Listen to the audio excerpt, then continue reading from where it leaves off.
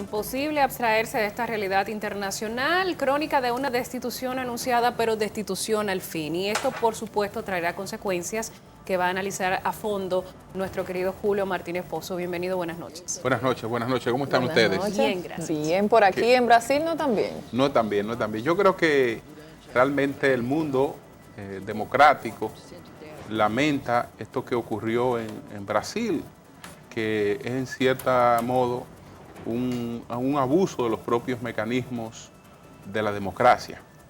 Pero bueno, lo que yo me pregunto es cómo es posible que esto haya ocurrido cuando Dilma Rousseff gana unas elecciones 2 años antes con 54 millones de votos y entonces se expone a que 61 senadores pues puedan deshacer lo que pues decidieron 54 millones de personas.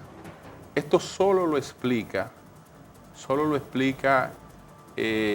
más que el propio proceso al que ella fue sometida. Esto solo lo explica, número uno, la crisis de la economía brasileña. Estamos hablando de que Dilma Rousseff en este segundo periodo administró la peor recesión que ha vivido Brasil en los últimos 80 años. Además de administrar la peor recesión que ha tenido Brasil, ha tenido un desplome 2015-2016 de un 3% del Producto Interno Bruto, acumulando en los 2 años un desplome de un 6% del Producto Interno Bruto, y ha tenido un 7% de nivel de inflación. Todo esto fue erosionando la popularidad y la mandataria a tiempo no reaccionó.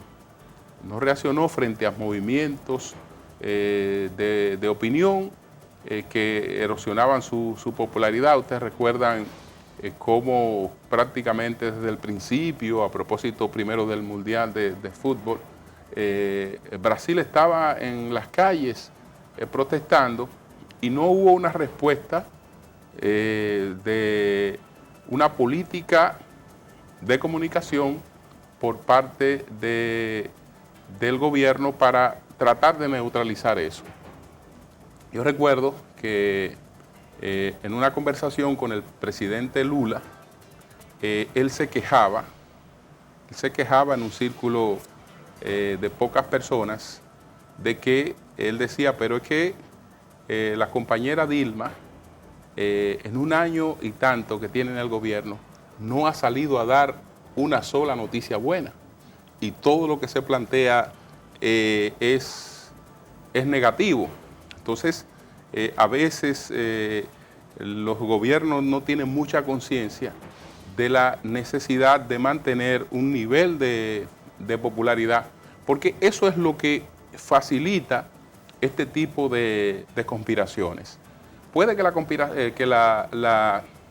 la comparación o el ejemplo no aplique, pero cuando nos preguntamos, por ejemplo, qué ocurrió con la crucifixión de Jesús, yo nunca he creído en el planteamiento de que una persona por 30 monedas va y lo traiciona, porque eso era totalmente innecesario.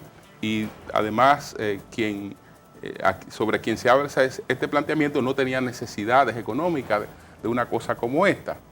Yo creo que más bien, como parte del Sanedrín, como miembro del Sanedrín, era una persona que manejaba informaciones y sabía cuál era el momento preciso para actuar, para que ocurriera todo lo que ocurrió. Y todo ocurrió cuando el movimiento de Jesús estaba en su nivel más bajo de popularidad. Por eso se apresa, se crucifica y nadie reacciona. Don Juan gana unas elecciones en la República Dominicana con un 62, porque hasta ahora nadie había ganado con un 62 como ganó Danilo Medina, pero se aproximó al 60% de los votos, que había sido hasta ahora el porcentaje más alto que había alcanzado presidente alguno en un proceso democrático. 7 meses después estaba siendo derrocado y el país no reaccionó. El país reaccionó de manera muy posterior. ¿Pero por qué? Porque la popularidad en poco tiempo del gobierno se erosionó. Entonces, no es que los gobiernos vivan de la popularidad, no es que vivan de la popularidad, pero la popularidad es necesaria porque impide que se creen las condiciones subjetivas. Es decir, para producir una destitución como la de Dilma Rousseff, usted necesitaba condiciones objetivas. ¿Cuál es la condición objetiva? Tener la mayoría congresual para destituirla. Pero necesitaba las condiciones subjetivas, que era una población que se sintiera indiferente frente a lo que estaba ocurriendo, que no reaccionara. Esto habría ocasionado, en un momento de popularidad de Dilma Rousseff, habría sido imposible por el caos que esto habría representado. Pero bueno, el asunto es que tenemos esta elección en un gran país. Fíjense que este país acaba de celebrar estas Olimpiadas y las llevó a cabo de manera exitosa, independientemente de estar en medio de una crisis política. Y tal vez si no está en medio de esa crisis política, en términos del empuje de su economía, habría aprovechado mucho mejor esa actividad. En términos democráticos, el ejemplo es dañino. El ejemplo es dañino porque, en el fondo, ¿de qué estamos hablando? Esta señora no tiene medio real depositado fuera de su país, que es la moneda real, que es la moneda brasileña. No hay medio real de Dilma Rousseff depositado fuera de su país. A Dilma Rousseff no se le acusó de abuso de poder. Dilma Rousseff está acusada de algo por el que podrían ser destituidos todos los presidentes de América Latina, de violación de la ley de presupuesto, que quiere decir que fondos que estaban destinados a una cosa se dirigieron momentáneamente a otra cosa. Es decir, hubo 3 créditos que ella autorizó para pagar endeudamientos. Esos 3 créditos no estaban aprobados en el presupuesto. Eso se hace con mucha frecuencia. Lo que pasa es que nosotros tenemos aquí en la República Dominicana una figura que se llama presupuesto complementario.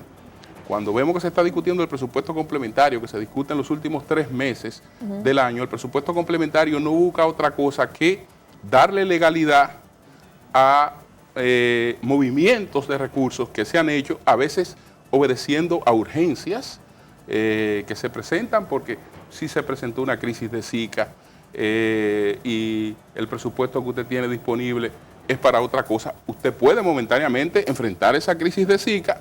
Lo que no debe es robarse un peso de eso que va a enfrentar el Zika, pero enfrentar la crisis de Zika y luego explicar por qué usted dio un movimiento a fondos que iba a usar en el metro, fondos que iba a usar aquí, fondos que iba a hacer, bueno, porque eso es lo que se me presentó, fue una emergencia y en base a eso hubo esa situación.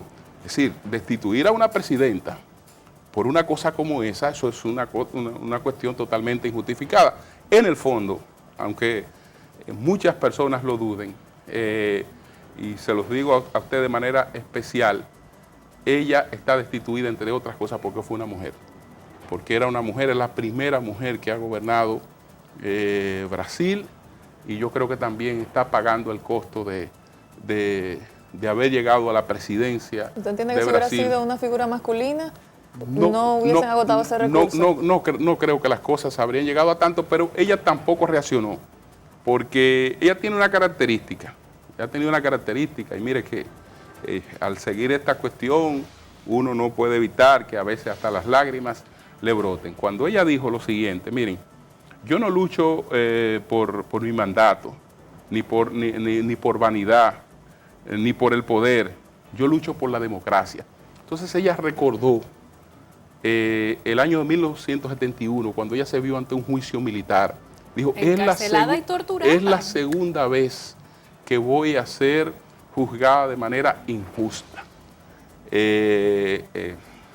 Una situación. Hay una historia, claro. Que es una historia que la ha enfrentado. Ahora, ¿cuál es, digamos, no quiero decir el error, porque tal vez eso es una virtud de ella?